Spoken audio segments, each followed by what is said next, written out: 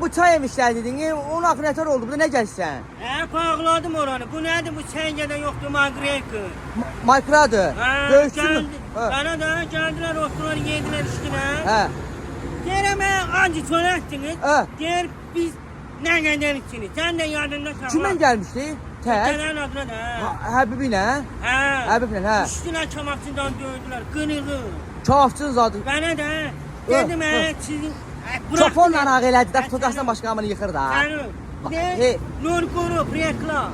Neden şimdi? Hə, reklam da şey Bana saçarsan. da. Hə, deyir. Reklam şu bizdik da. He. Nur grup çanı.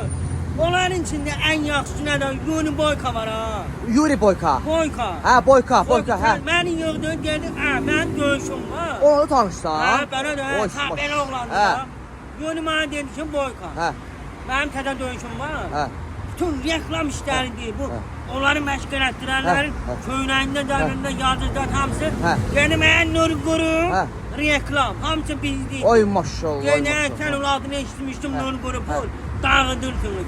Kendini yola. Sən Mais müəllim, sən çox gözəl çörək verən oğlansan. Yəni bax, bu da çörəkdən bildin ki. Mənə də. Bax, qapının ağzına qoymuşsan ki, elə utanıb. 70 denememiş ki. İstəyirsən sən də aparın. Yox, sağ ol, Allah Belə kömək yox. Yox, sağ olar, mən qəfəsi döyüb Ha eləyərlər. yok ha.